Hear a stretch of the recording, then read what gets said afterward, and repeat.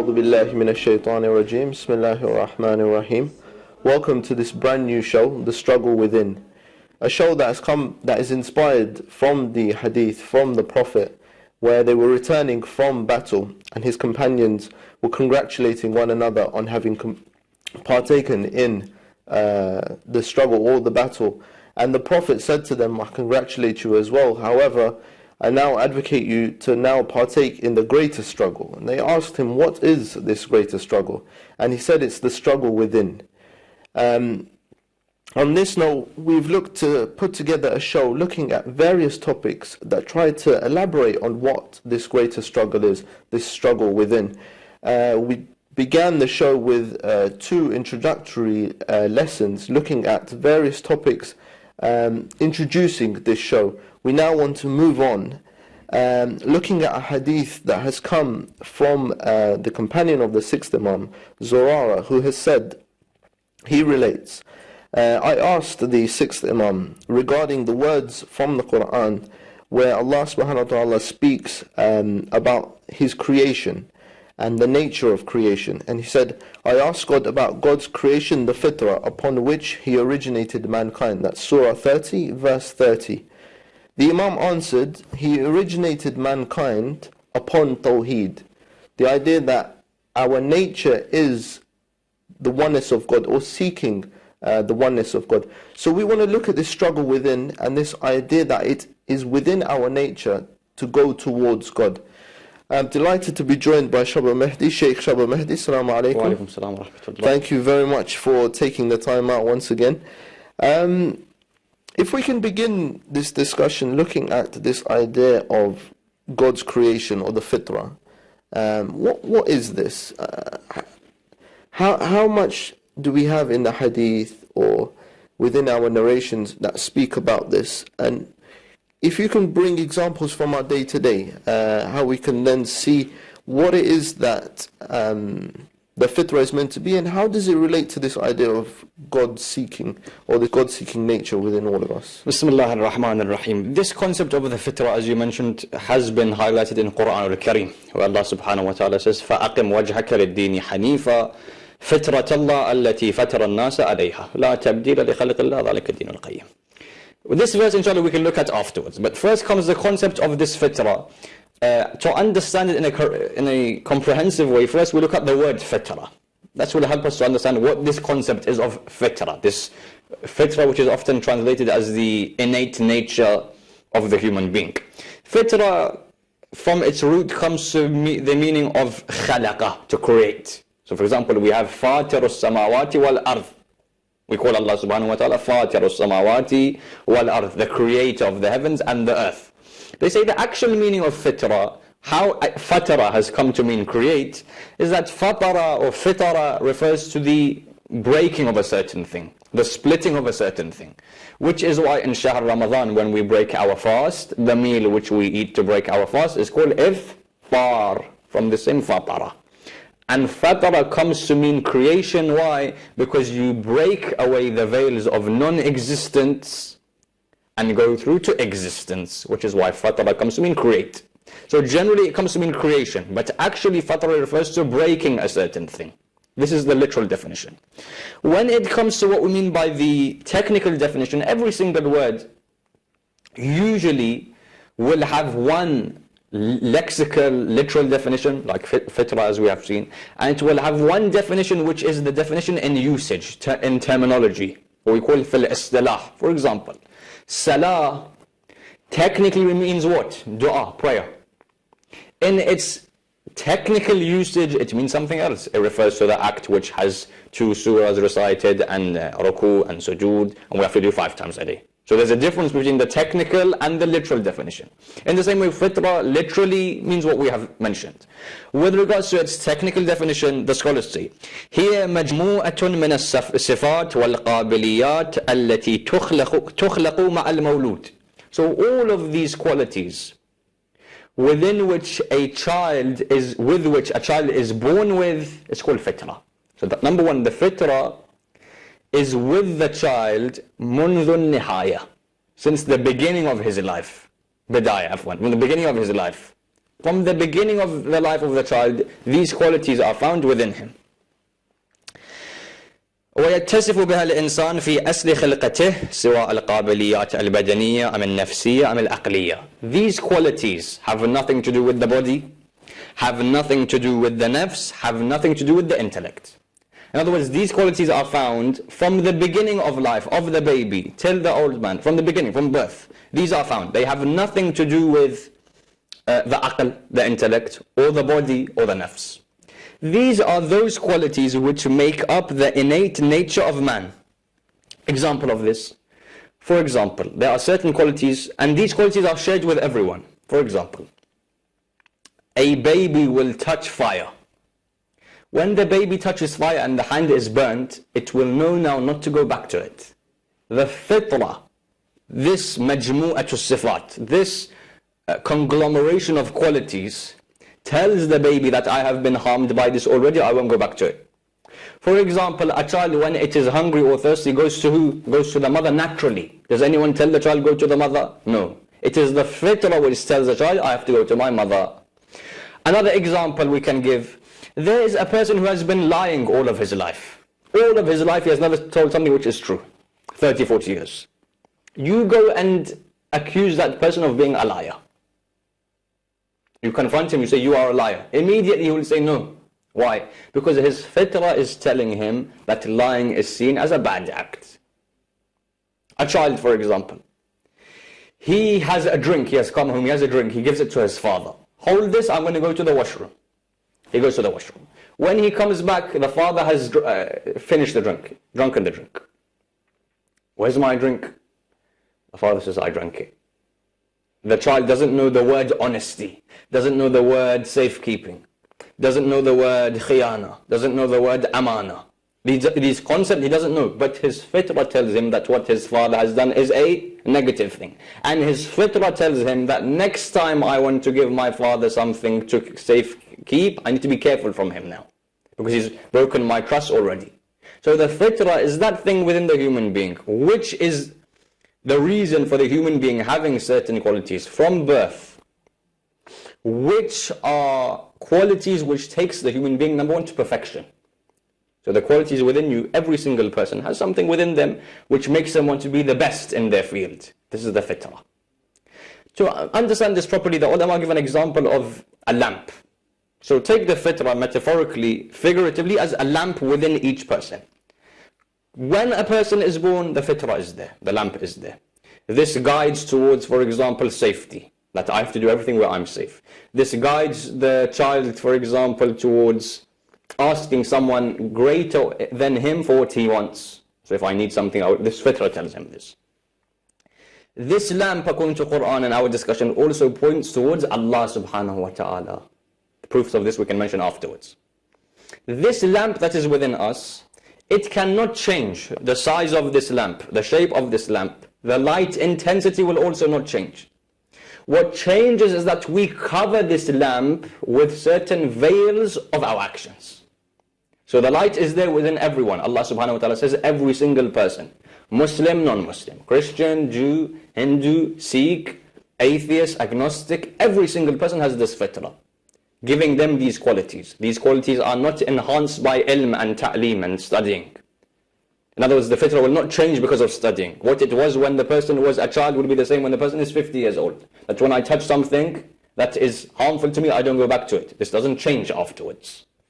If I can just comment on this specific example that you've looked at, the idea that you say, for example, you touch something or you experience something, you then know not to do it again.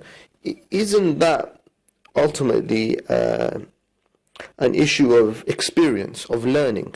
So, for example, a child who goes through a period or goes through something, whatever the issue is, and now they have learned and then they don't do it again. So it's a matter of experience. Or, for example, somebody who has no memory. They have a very weak memory, or they have the element where they forget. And they see something and it's harmful and then they know not to do it again, but then they forget, but then they do it again. So ultimately, that then conflicting with this idea that the fitrah, whether you have your memory loss or not, you will still go for those things. So learning doesn't come into this thing. No, fitrah is the reason why. So yes, it's based on experience, but fitrah is the reason that tells that child. So the fitrah won't say fire is harmful. The fitrah says whatever causes you this emotion of pain, stay away from. And when they have it, tells them stay. Okay, I understand. In this way. So the fitrah is like a lamp, as we said. Not physically, but it's like this lamp which guides us to do certain things. The ulama say all of the qualities from the fitrah are غير مكتسبة. They cannot be gained. As I said, as the years go on, I don't gain more from my fitrah. What my fitrah is what my fitrah is. What I can do, however, is I can cover it. And we'll look at what that means afterwards. Basically, Allah subhanahu wa ta'ala is saying, I gave you this seed. I planted it in the soil. If you kept the conditions of that soil as they should have been, a plant would grow, which would take you to Allah, which would take you to, for example, which, in this example, which would bear fruits of ma'rifah of Allah subhanahu wa ta'ala. For what puts the chain, plant is not able to grow. So Allah is saying, I gave you this fitrah, which contains all of these human qualities, these innate qualities. These qualities which are intrinsic to the human being. Of these intrinsic qualities of the fitrah is that it points towards me being your creator, one creator. This is the meaning of fitrah and how it deals in. You, however, maybe have covered this light, so you have not got to me. But in the way that it is natural and badihi for a child, for example, to go towards his mother when he needs something, Allah says in the same way it's natural for a human being to go towards me for their, for example, du'as and prayers. So this is the fitrah, which is in the human being, which cannot be changed, but we can cover its light and cover its effects. I was going through, while I was researching for the topic, I want to try and bring to light examples of this within our day-to-day, something that we can all recognize within ourselves. So people watching at home, when they look at this, when they see this discussion, they can relate and say that, I see that. So we've given examples of, when we're a child, and of course that's very important because the fitrah is there. But in my research I was looking at, for example, the fitrah will say the idea of justice. So intrinsically it's within our nature, whatever the case, we will always go towards what is just. So one of the examples that I came across was even the idea that you have somebody who's a thief, who, I'm conscious of not mixing up the, and you can correct me if I'm wrong, the idea of a conscience. So if we were to use that within this example, so the idea of you have a thief and he steals for the first time, the second time, maybe the conscience will then say something that you're doing something wrong, and that could be the fitrah as well. But the idea that the conscience is gone and he keeps on stealing, but then one day if someone steals from him, again that innate thing within him will say that an injustice has been done. So it's like it's within, that justice is like we're hardwired. We can't change the fact that when we see injustice, we'll feel that, listen, this is unjust. Or the idea that we will always seek perfection. So if, for example, there is, we have a choice between, say we were lucky enough and we were going to inherit, someone said you can inherit this car or you can inherit that car, or you've won a prize, you can choose this or you can choose that. You'll always go for the one that you feel is best for you, the one that makes more sense to you. It's within our nature, we're hardwired, whether we're good people, bad people, young, old, we will see that, this I think will benefit me more. That's our nature. Can you elaborate a little more on... Okay, so you mentioned also the conscience. It's important to know the difference between these things. An example is given. I have a house, or there's an office, there's a building. The more valuable that house or that building is, or the greater importance the person that stays in that building has, the more security it will have. So there's a normal house, there's no security of that. There was maybe a lock on the door. If there's, for example, the house of a president, of a political figure, of an influential figure, there will be, for example, bodyguards, they will have different types of security, maybe even CCTV cameras, etc. I say in the same way Allah subhanahu wa ta'ala created the human being, He created the animals, He created these other things. The human being was very precious to Allah subhanahu wa ta'ala. The best of creation, as Allah subhanahu wa ta'ala says. Allah wanted to protect this human being from doing what? From committing sin. So Allah put certain things into the human being to help the human being as a form of safeguarding the human being from committing sin. For example, number one, aql. When I'm about to commit a sin, my aql, the first thing that will tell me not to do this is my aql. The second is my fitra. Fitra and aql are different, as we have said. The child will not use, the aql changes and grows. The child will not be told to go to its mother because of the aql. No, it will be told to go to the mother because of its fitra. Then there is the conscience, the dhamir, the nafs, the soul. If that is pure, the soul will take you towards away from disobedience. If it is impure, it will take you towards disobedience. So there are differences between aql, fitra, and soul. All of these are there to prevent the human being from committing sin. The difference is with the fitra, it is there from the beginning. It cannot be changed. We said we can cover this light. We can't change this light. We can't change the shape of this lamp. We can cover it, yes. The nafs you can change. The nafs is like a white piece of paper. You can write on it, you can draw on it, it can be affected. The aql as well develops. The fitra is there from the beginning. And as you said, the fitra is what tells you, for example, that it takes you rather towards perfection. It takes you to removing your deficiencies. So every single person, they have a deficiency, for example. They are in school, a child is in school. He knows he is weak in a certain area. His fitra will guide that person towards becoming stronger in that area. Seeking perfection. Seeking perfection. Or for example, the fitra also points you towards fulfilling certain desires of yours. So you want a certain thing. Yes, your nafs is related. All of these are related. Aql, nafs and fitra. Your fitra will also tell you that you want to fulfill your desires. But there's a difference between aql, nafs, fitra. Okay, moving on. One thing that, again, I think maybe needs some clarification. When we look at this idea of fitra and man's nature, or the way we're hardwired, things we can't change, we can't unlearn what is there, as you've mentioned. Is this then synonymous with things like rationality and logic? That, logical, like fully rationality and logic is the idea, even if you have a child, and the idea of cause and effect. So you have a child and a baby even, they've just started to hear and see. Say for example there's a loud noise, the child straight away will look. It won't ignore and just carry on. It will look, where did that noise come from? So is that part of fitra or is that part of aql? Yes, this is the question. That's part of fitra, of course. The fitra will take you towards something. The aql is when I use my reason. And I said the aql will develop. Okay. Why is someone, for example, not baligh at a certain age and is baligh at another age? Yes, there's physical involved. But there's also the aql is involved. That the aql has reached a certain level when now that person is able to follow the halal and haram. So the aql develops. The fitra is, for example, this. The child hears something, automatically he will turn away. And this is the same for all human beings. So another quality of the fitra is that it is found in all human beings throughout all ages.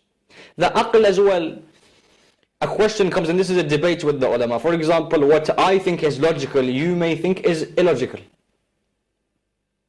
So are we both using our aql?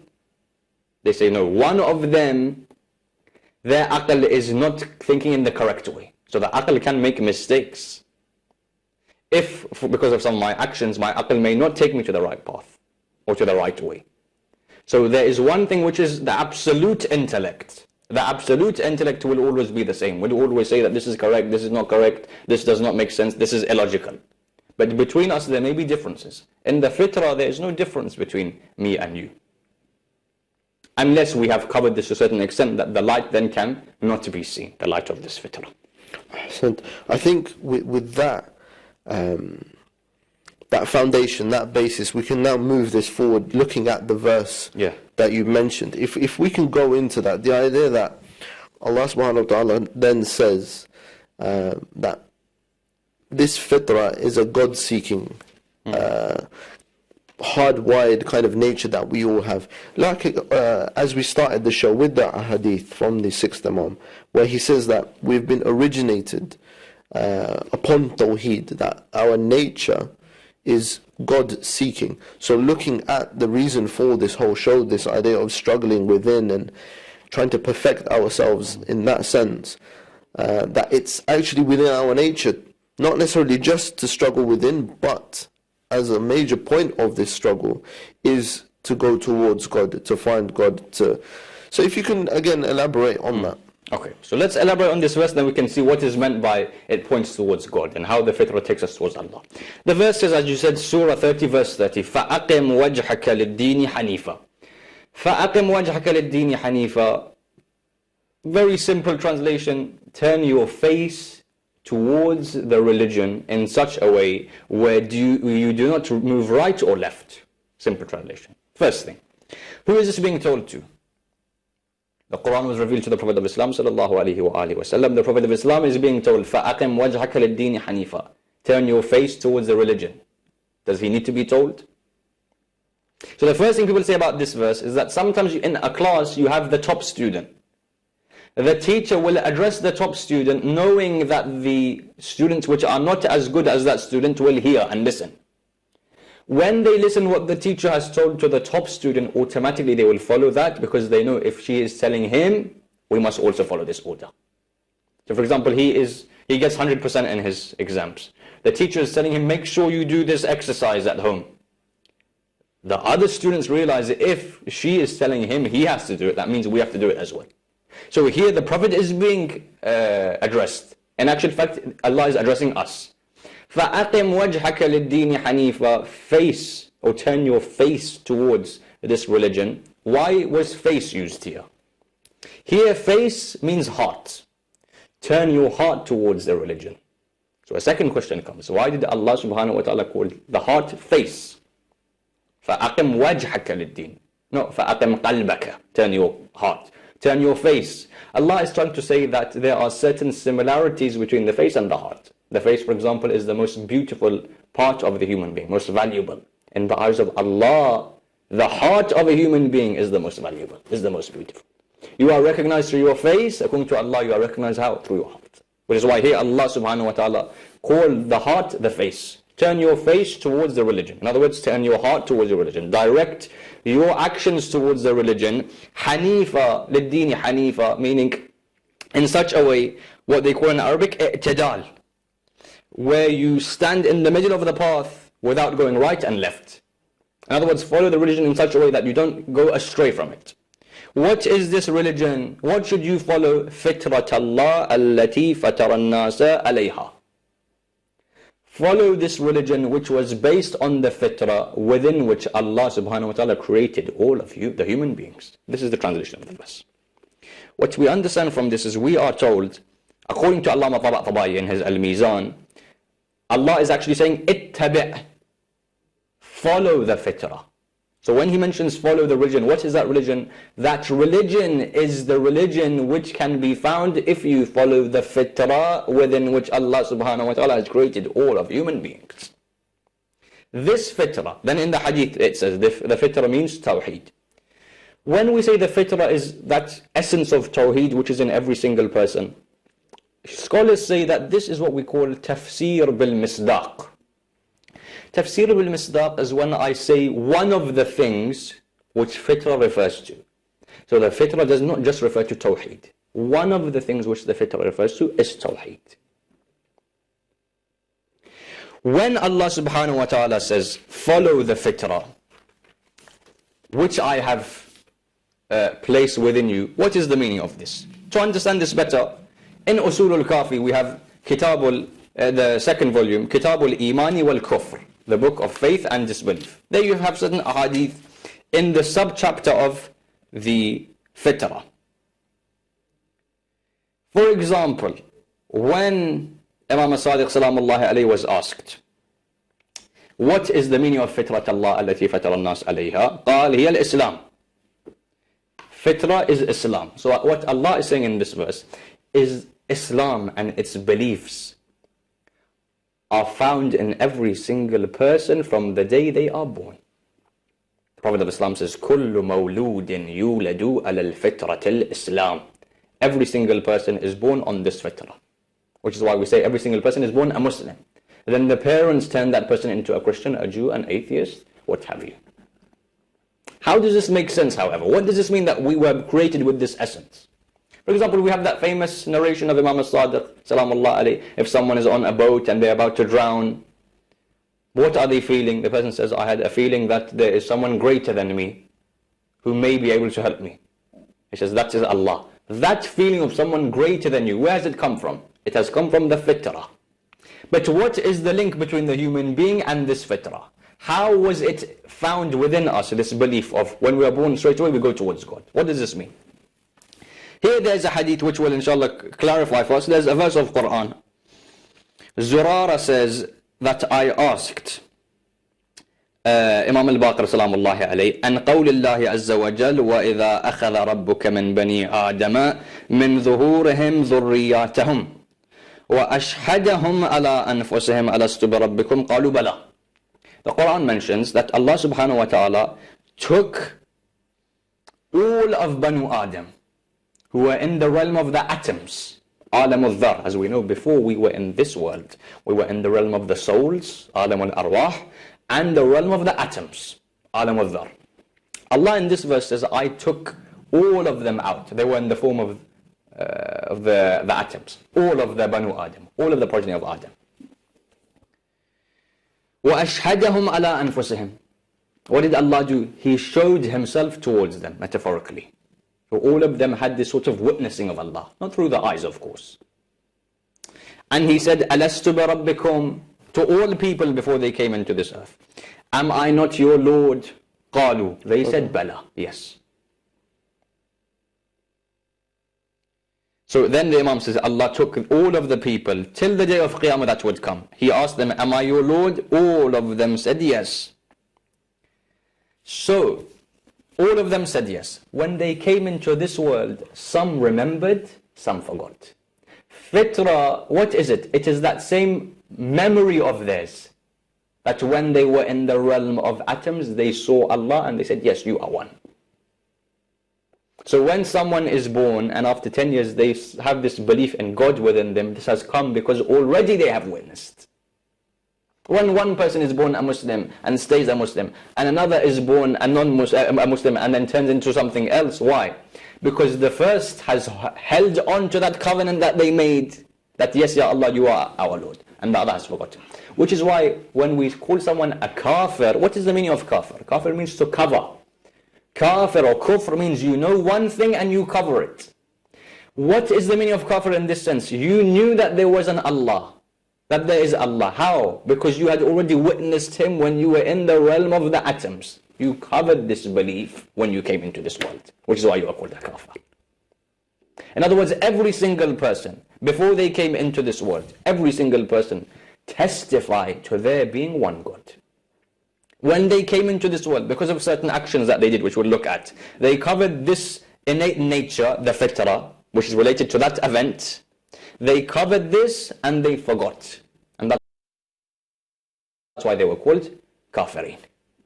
And that's why the Imam says, Allah subhanahu wa ta'ala says in the Holy Quran, وَإِن سَأَلْتُمْ مَنْ خَلَقَ السَّمَاوَاتِ وَالْأَرْضَ لَيَقُولُنَّ اللَّهِ. If you were to ask them, who has created the heaven and the earth, they would definitely say Allah. But they have forgotten this. So the fitrah relates to that event before coming into this world, where every single person, whether they are today a Hindu, a Christian, a Muslim, a non-Muslim, an atheist, agnostic, every single person had witnessed Allah, had testified, قَالُوا بَلَى, had testified that Allah is one.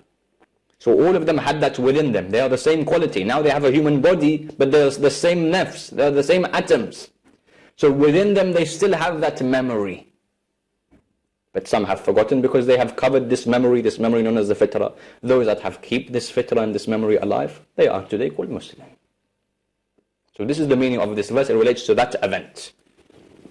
And Muslim, of course, meaning the idea of submitting their will to God. Exactly. So again, here you have so many degrees of, you can have someone Muslim by name, but this nature has been covered. So for example, all of us, we can all relate to this idea that, full submission to God, and that is our nature, according to this verse and these hadith. Whereas, for example, Muslims, but then, for example, we backbite about one another behind their back, or we abuse one another behind each other's backs. This is the idea now that fitrah possibly has been covered, or the submission to God, which is our nature, is not actually there. On this idea of submission and the fitrah, and just this idea of the relation and the relationship with God. When we look at this fitrah and this God-seeking nature, that's the title of this episode, this God-seeking nature within all of us. Is there a difference between, for example, our nature to try and prove God, or to find the existence of God within creation, within ontology? Or is it the idea of being submissive and serving God? Is our nature to be subservient to God more so than the idea of trying to find God and proving God?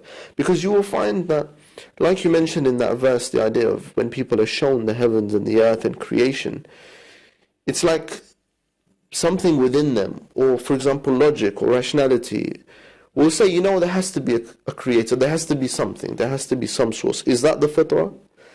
And is that different to the idea of the person who has now seen and recognized that there has to be a creator to then say, I need to submit? I asked a scholar, one of the mujtahids in Qom, I said, what is the strongest proof of the existence of Allah? If you were to give me right now one strongest proof of the existence of Allah, what is it? He said the strongest and clearest proof of the existence of Allah is fitrah. He says, when you smell a beautiful rose, your fitrah, after you have smelt this, your fitrah tells you it's beautiful. Your fitrah is what recognizes these things. The aql is different to the fitrah.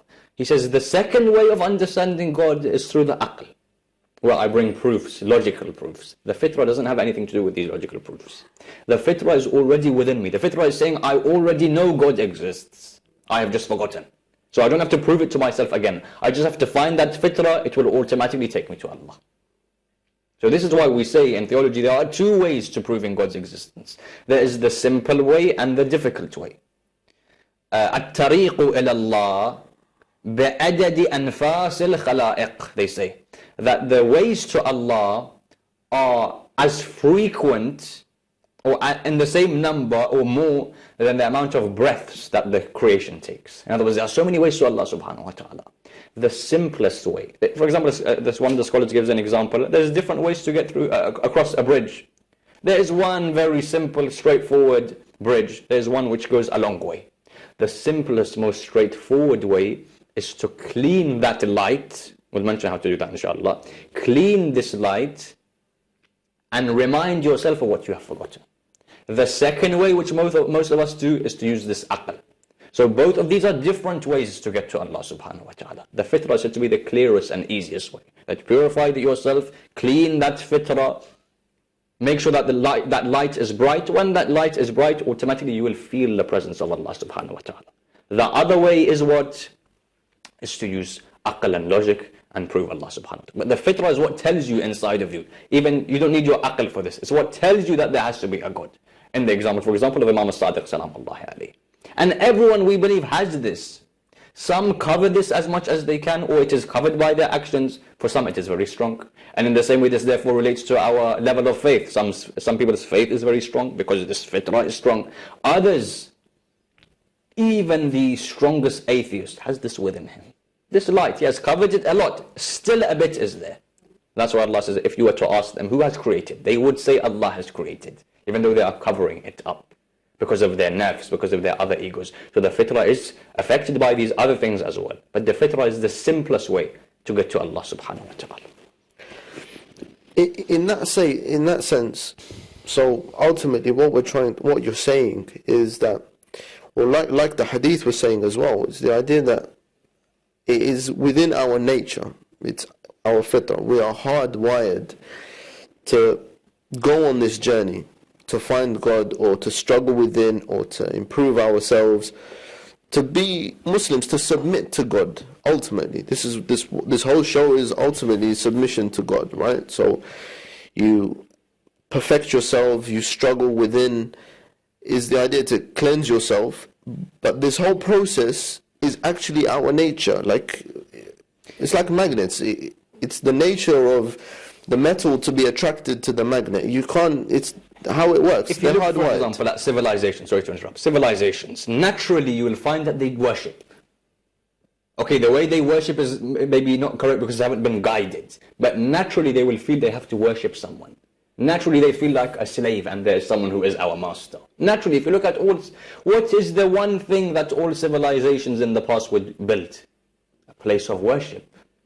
Whether it be a temple, a mosque, whatever the way they would worship, because it's in their fitrah that they have to bow down to someone. Ask from someone that is greater. And as you were mentioning, this is all part of this innate nature. So ultimately the conclusion here, if we're looking at this struggle within, it's our nature to embark on this, to look within. I mean, the things that we touched on in previous shows, it's our nature ultimately to do this. We're not doing, for example, someone that is striving to try and look within, to try and cleanse themselves, to try and embark on these hadith from the A'imma, etc. They're actually just following their nature. They're not doing something special. It's not like when you see someone who is embarking on this and you say, wow, he's religious, or you know what, she's trying really hard, or she's actually just doing what she was created to do. It's the nature of that person. Can we look at it that simply? Exactly. When we say in Surah Al-Hamd, اهدنا الصراط المستقيم, there's the same thing. اهدنا الصراط المستقيم. For some people it is guide us onto the straight path. For others it is keep us on the straight path. So the idea that we're there, this is our path, so that's our nature. In our salah, after we say this, we say what? We say ihdina salat, keep us on the straight path, because Allah says when you were created, I placed you on the path and I showed you the direction. You then turned away from it. So in other words, what is religion? What is holding on to faith? It is staying on to the path that Allah kept you on. Which is why I gave the example of the plant and the seed. Allah has put the seed in the soil. You just have to keep the conditions the same. You just have to stay on that path, that your fitrah will guide you. Naturally, if we were to work by our fitrah, naturally we see this. Sometimes I have a problem, automatically my hands are raised. This is part of my innate nature. If I am to stay on this will take me to Allah. And another thing we understand, fitrah and Islam go hand in hand. In other words, how can you, according to the verse, فَأَقِمْ وَجْهَكَ لِلدِّينِ حَنِيفَ فِطْرَةَ اللَّهِ الَّتِي فَطَرَ النَّاسَ عَلَيْهَا. According to the verse, deen is fitrah. Fitrah is deen. Yes? So then how can I understand if something is not religion? So for example, today, and this is very important for the current world situation, today we have people that say they follow the religion of Islam. If what they are doing goes against fitrah, they are far away from the religion. For example, is cutting off someone's head part of fitrah? Your human nature tells you this? No, of course not. They may call themselves followers of religion. Religion is far away from them. Religion will only be what fitrah accepts.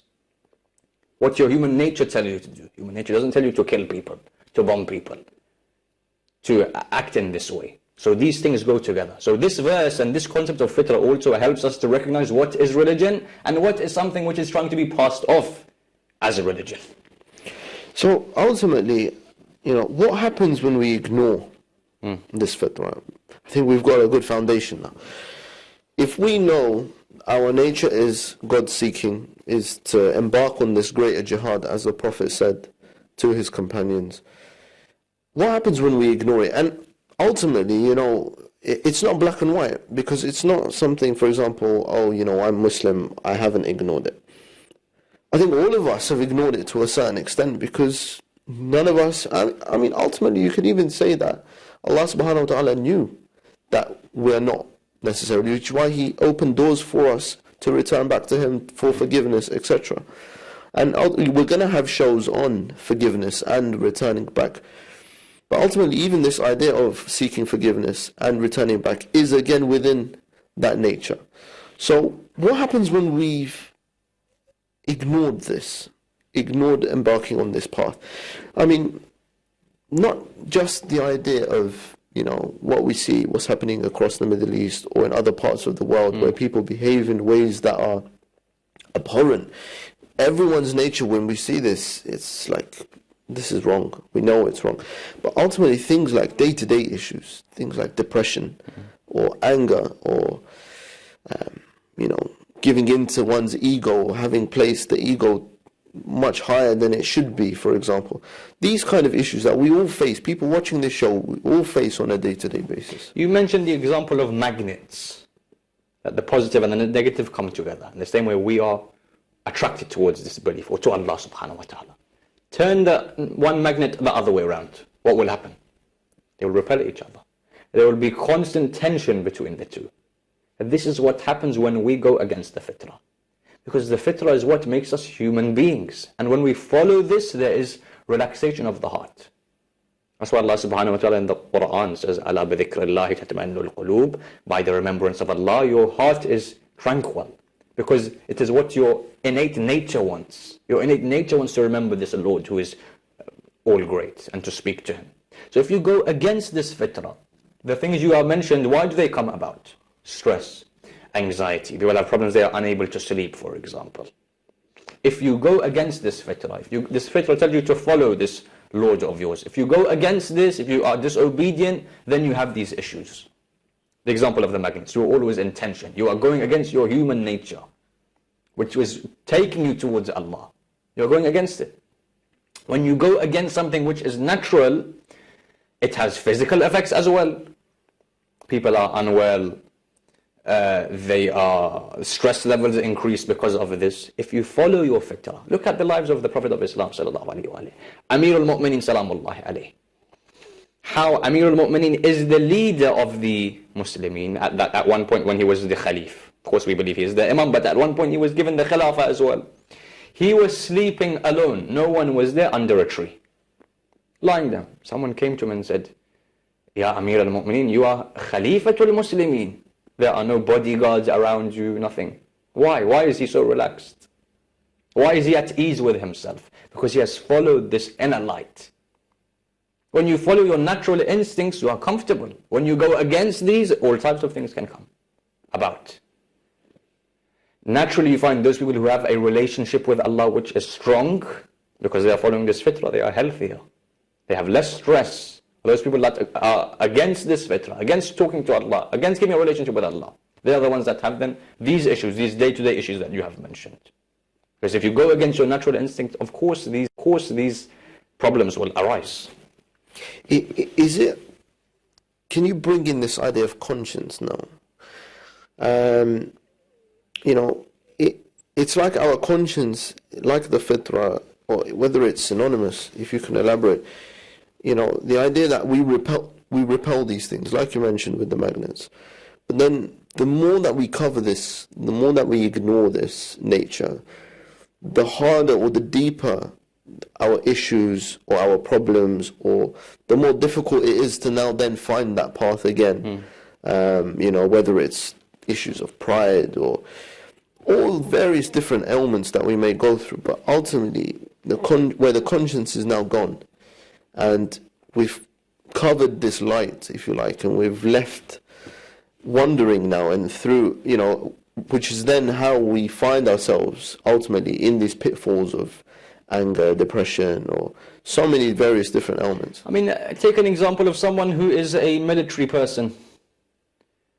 The first time he killed an innocent person, of course his fitrah tells him he's wrong. His conscience tells him not to do this. He's done it. After 100 times, these things have already been covered. The fitrah has been covered a lot by going. When you go against the fitrah, the light is covered. Not reduced, the light is still there. It's covered by the veils when you go against it.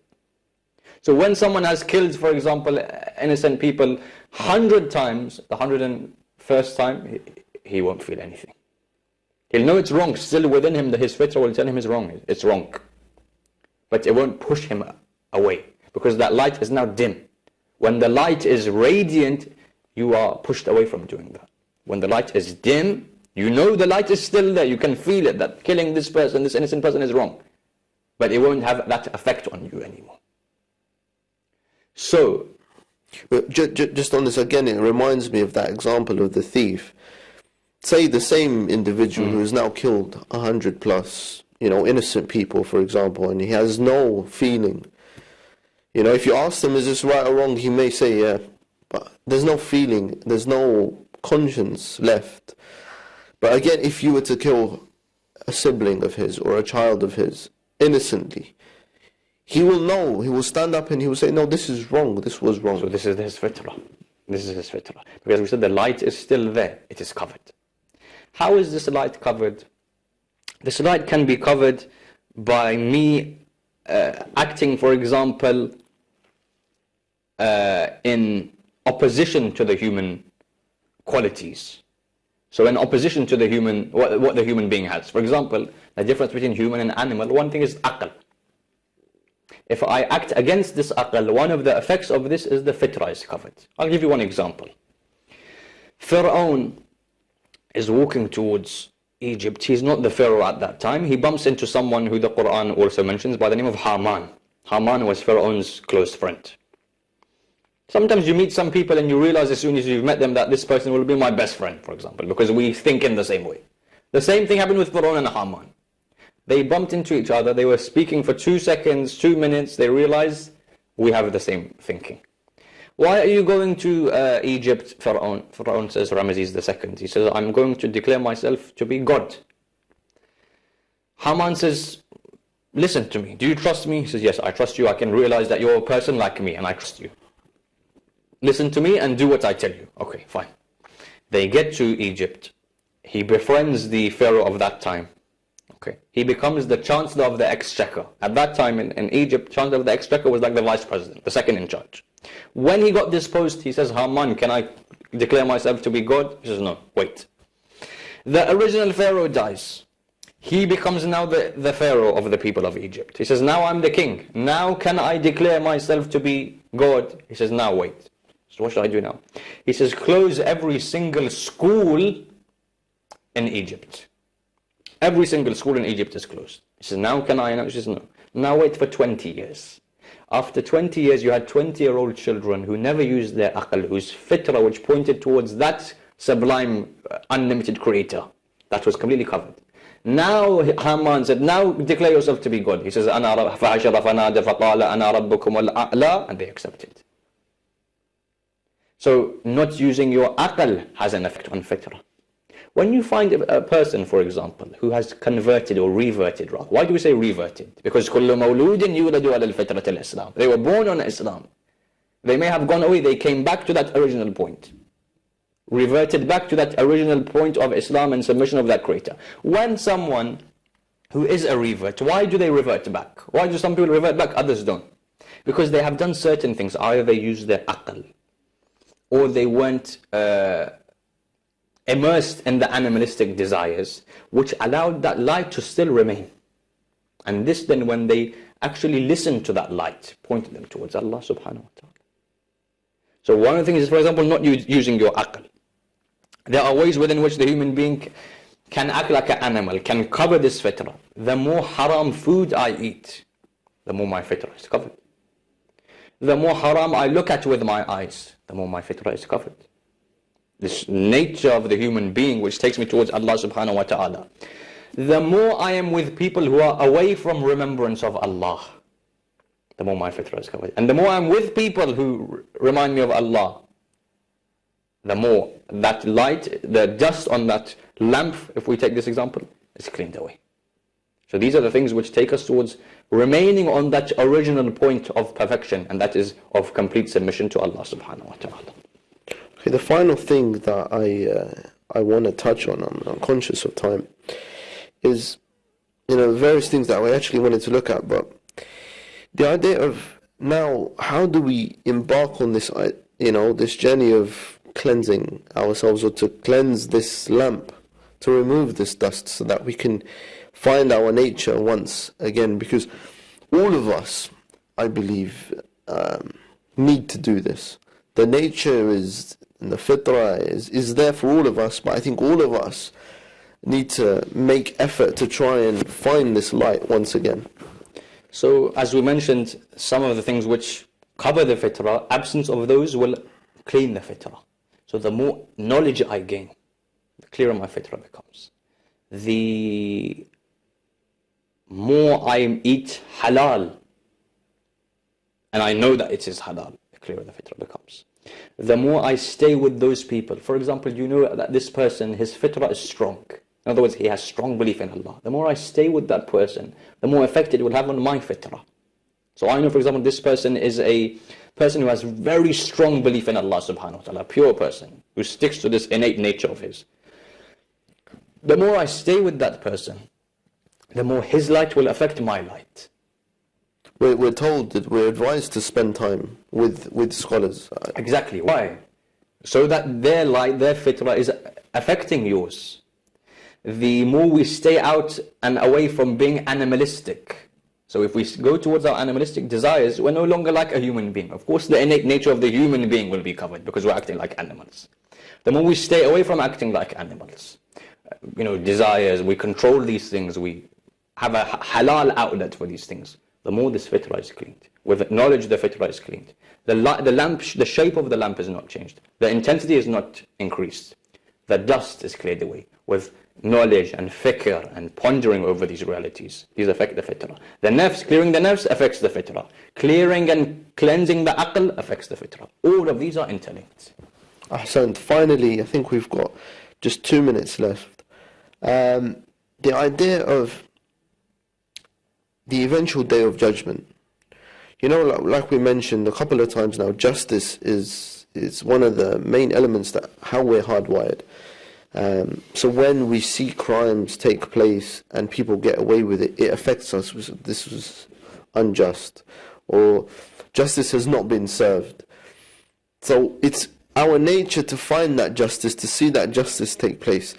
Is that how belief in a day of judgment becomes natural? So when someone is finding religion or finding their path or reverting, the idea that there will be a day where people will be judged and justice will be served, that is actually synonymous with our nature. Like we actually find that fits.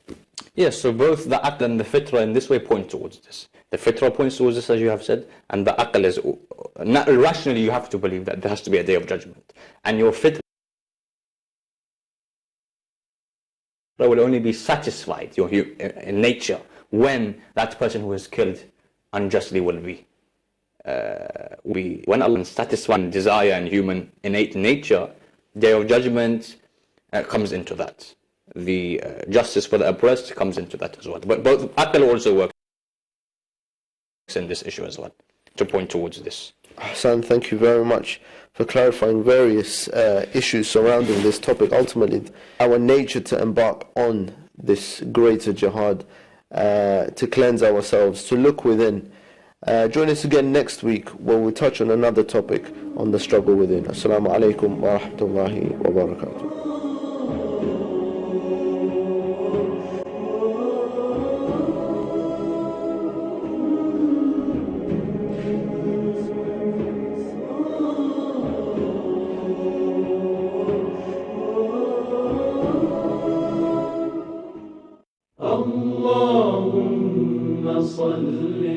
Ahlul Bayt TV, the holy household for every household.